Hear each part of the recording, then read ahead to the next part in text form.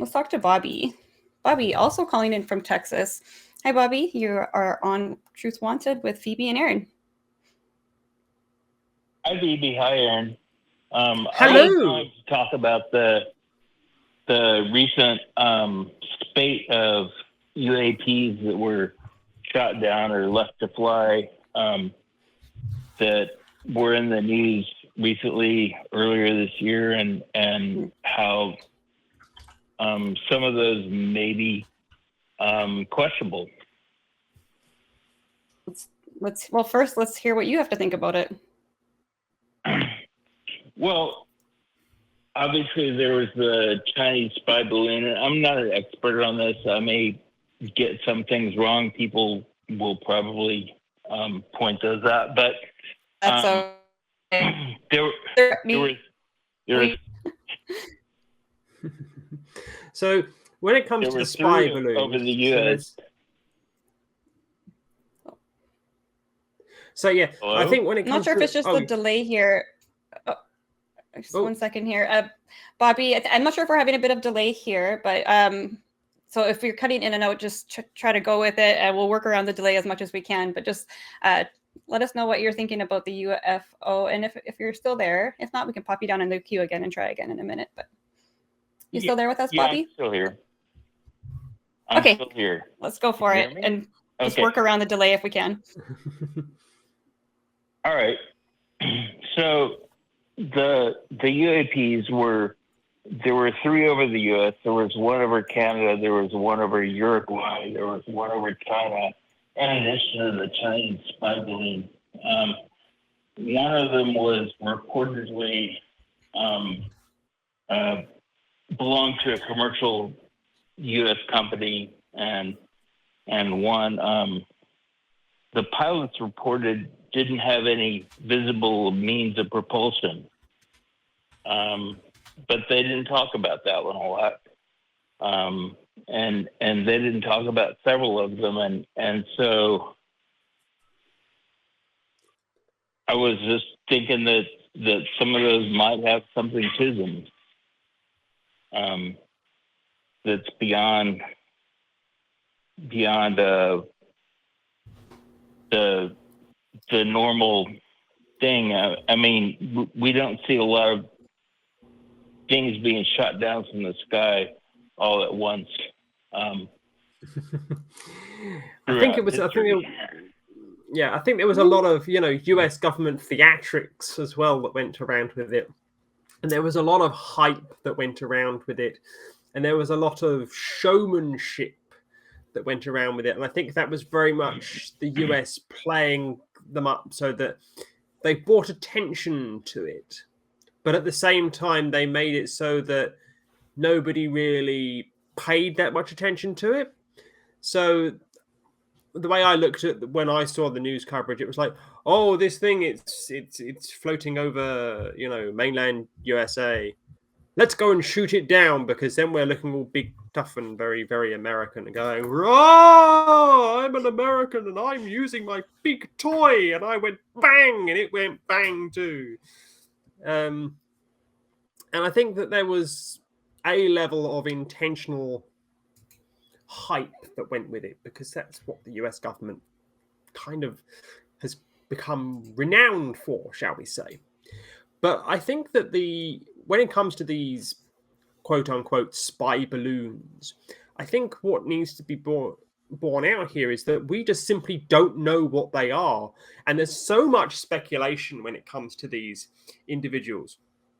And when it comes to these shooting them down, it does seem slightly over the top for me to actually shoot these things down, because if I'd done it, I would have tried to actually bring the thing down and analyze it in one piece and go, well, okay, what on earth is this thing? As opposed to, well, what the US government did was it went, here is my nice toy that I've flown up here that cost a lot of money, and I'm going to go.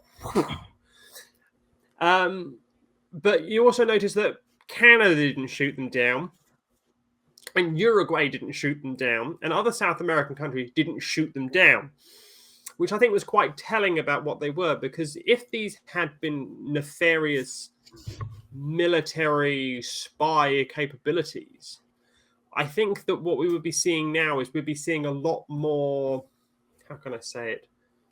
What's the wording I'm looking for? Pushback and a lot more secrecy around it as well. And there'd be a lot more diplomatic tete-a-tete, shall we say, between, say, Canada and the United States and China and Uruguay, the United States and China. And I think America would be pushing a lot more on its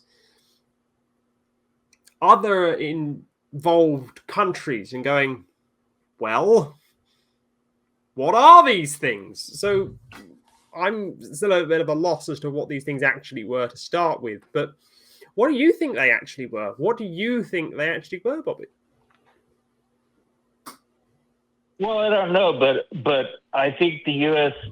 did definitely shoot down the one over Canada at the invitation of the Canadians, and Uruguay shot the one down over Uruguay. So that's and there has been, as you said, a lot of folderol about it, but at the same time, the folderol has been about a couple of them and the Chinese spy balloon, weather balloon thing, but not all of them individually. I say, do you think they were nefarious? Well, nefarious is a bit of a stretch, but I don't know what they are, obviously. But I think we might be coming up again with that idea of remaining somewhat agnostic on something until we have further information. I think that's kind of what I'm hearing again from this. It's a completely different topic, but a similar idea. I mean, I do agree that different countries handled it differently, because we did have one fly over my country and it was brought up, and these things happen, but it is handled differently. And obviously you have a plethora of content creators and people who are going to strum up more controversy over it. And we're in a really highly political, highly conspiratorial kind of moment in history right now. To say like we don't see this kind of thing happen ever in history. Well, I mean, most people who are living right now never saw a pandemic happen either. So I mean, that's not necessarily the reason to think this, but I think this is a good opportunity to kind of talk about media literacy, talk about where you're getting your sources from, talk about source checking and these kind of things too. I don't know 100% what's been going on necessarily either, but I do know who I can trust and what sources I can trust. And I'm not telling everybody to go just trust their government all out. I'm not saying that by any means, but know your sources, know how to check things so that you're not getting pulled into any kind of conspiracy theory. You know what I mean? Yeah, well, definitely. And I'm not saying that they were aliens or whatever, but I guess they could have been. I haven't gone to conspiracy sites. No, I'm not saying that you have. Mainstream sources. I'm not saying that you have. I'm just using it as I'm just using it as an opportunity to remind people that media literacy is a thing. And as much as we want to have all the answers right away, there's obviously things that are going to be either unknown or maybe withheld until there's more information out there. And it's hard to be patient sometimes and wait, especially when something does involve kind of security, things like that. So it's valid to question and to be a little nervous or want more information or be unsatisfied with the information that's been given. I think that's very normal for sure. So, but I mean, I don't have any other answers for you, Bobby, on that one. I just got one thing I want to say. Do you think that these will be like what Roswell was? Do you think that there will be these never-ending questions about, well, what were these white balloons over continental Americas? I don't know that we'll have questions forever, and I don't think they were all white balloons. Obviously, the Chinese spy balloon that was in the photos of it being recovered was like a balloon, and maybe one or two others were balloons, but all of them I don't think were identified as balloons. So I don't know what they were, but it seemed like a lot of noise was being made about them being balloons when they weren't all balloons. And so that just makes me wonder. And I'm not saying they were anything in specific. I'm just saying that it bears wondering. Yeah. I mean, that's part of skepticism, right? Is to question and always be looking for, all the different sides and making sure that you have as much information as possible and that you're ruling out as many possibilities as you can. So, I mean, it's not nothing wrong with wanting more answers before you decide on something, or just not, listening to something the very first time you hear it. Like, I think that's kind of all we can really expect from anybody, is to just take information and look into it. Exactly. Yeah.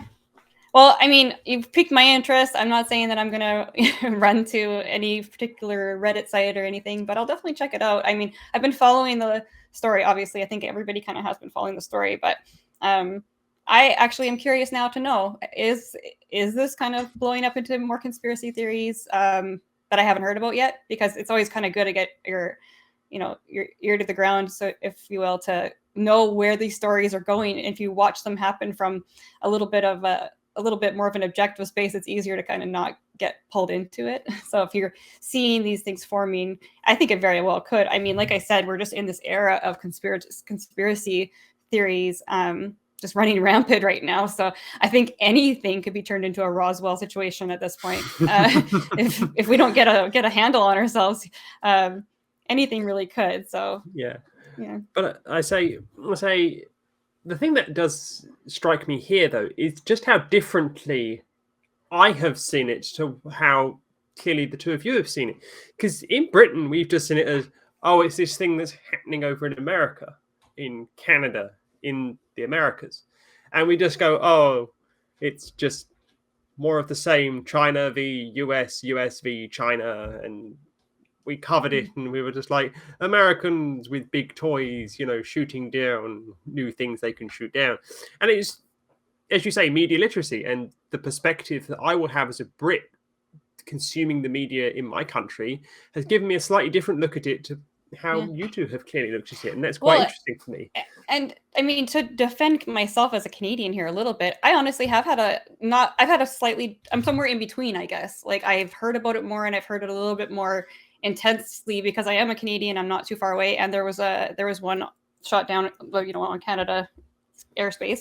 So I've heard about it, but it's also been reported in like you said, not quite as a theatrical kind of way. It's just kind of very matter of factly. Like, the reports are just out, you read them, and then you're like, okay, so this is what we know so far, and you can look into the sources and as much as you can. But because we're so close to, the border, and we share so much culture, it's still easy for these things to quickly spark people's suspicions about nefarious things. So it's been a little bit of both. Honestly, I will say that in my day-to-day, it doesn't get brought up a whole lot, because it's kind of, I mean, it is a completely different culture in some ways up here in Canada. I mean, there is a lot of different culture. We don't have anyway, I won't go into it right now. I think you guys know where I'm going. I'm going to drop it. Are you just going to say poutine a lot? Have you had poutine? No, never been to Canada. Oh my gosh. Okay. Well, Bobby, I'm going to let you go because we do have some more calls on the line. If you haven't tried a poutine, you should. And I will look into the story more too. Maybe those balloons were floating poutine. Oh, yeah. For dropping the gravy on the poutine. I'll pass on the poutine, but thanks a lot. Classic. You guys have a good evening. Thanks. Thank you, Bobby. Classic judging before you've tried it. I don't even know how to convince somebody to try a poutine who's never had a poutine. It is absolutely delicious.